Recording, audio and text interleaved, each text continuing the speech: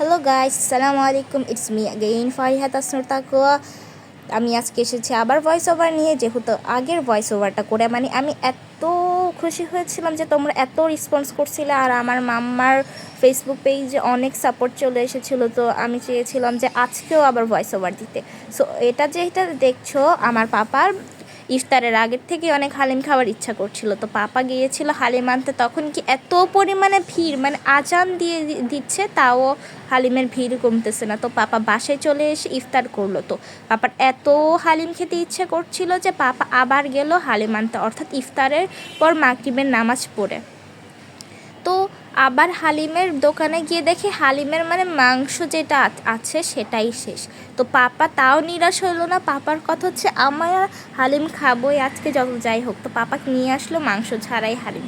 তো আমি যখন দেখলাম হালিমটা তখন গিয়ে এটা অনেক লোভনীয় লাগছিল, যদিও আমার অন্যদের মতো এত লোভ হয় নাই। আমার শুধু চোখ ছিল যে কখন এই হালিম খাওয়াটা শেষ হবে আর আমার এই মাটির হাঁড়িটা আমার কাছে এসে পৌঁছাবে, তখন গিয়ে আমি এটা আর্ট করতে পারবো। তো এখন আমার আর আমার মাম্মার মধ্যে ডিল হলো যে আমি আর্ট করে দিব ফর সাম টাইম পাস, আর মাম্মা হচ্ছে যে এটা ঘর সাজানোর জিনিস অ্যাজ আ হোম ডেকোর এটা রাখবে। লাইক মানি প্ল্যান্ট গাছটা সম্পর্কে আমরা সকলেই জানি যে মানি প্ল্যান্ট গাছটা এত বেশি রোদ টোদ এত প্যারা নিয়ে রাখতে হয় না, এটা দিলেই হয়ে যায় আল্লাহর রহমতে। সো দ্যাটস ওয়াই আমাদের বাসে হচ্ছে অনেক আমাদের বাসে হচ্ছে যে অনেক মানি প্ল্যান্টের গাছ।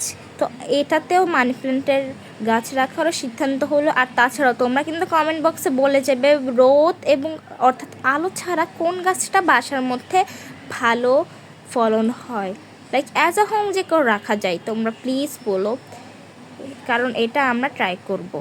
সো এখানে তোমরা দেখছো আমার মাম্মা এটা হচ্ছে আগের একটা টপ থেকে মাটি নিচ্ছে, যেখানে হচ্ছে গাছটা মারা গিয়েছিল পানির অভাবে। সো আমরা একটু গিয়েছিলাম নানুর বাসায়, তো কিছু দিনের জন্য। তো সেই দিক দিয়ে পাপা বলে পানি দিয়েছিল, কিন্তু তাও শুকিয়ে গিয়েছে। আসলে এই সব গাছের পানিগুলো আর একটু বেশি পরিমাণে দিতে হয়। পাপা হয়তো বুঝতে পারে না, কজ অফ পাপা গার্ডেনার না আমার মাম্মার মতো।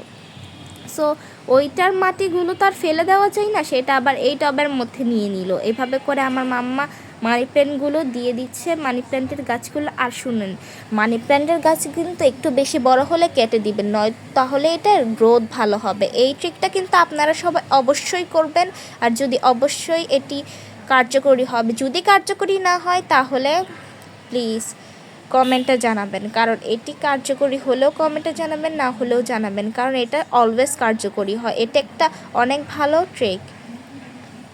এখানে দেখছেন যে আমাদের প্রায় হয়ে গিয়েছে মানি প্ল্যান্টের গাছটা লাগানো, আর অনেক মানিয়েছে। আসলে লাল টুকটুকে হাঁড়ির মধ্যে মাটির পাত্রর মধ্যে অনেক সুন্দর সবুজ গাছ, এটা কিন্তু অনেক ভালো মানিয়েছে।